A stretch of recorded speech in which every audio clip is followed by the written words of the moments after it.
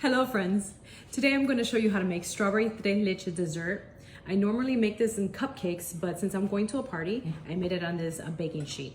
I really hope that you like it. Next time you go to a party, really make something different. It is a crowd pleaser. People will love it. So I hope you enjoy this recipe. Until next time.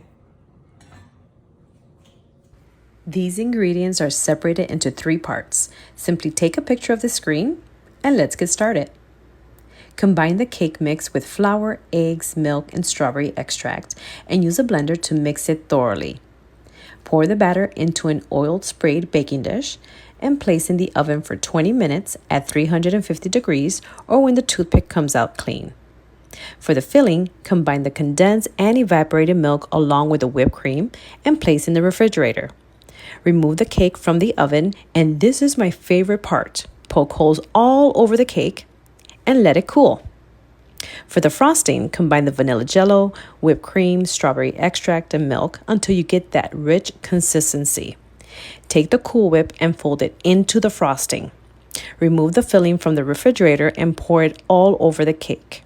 Let it completely soak that yummy mixture.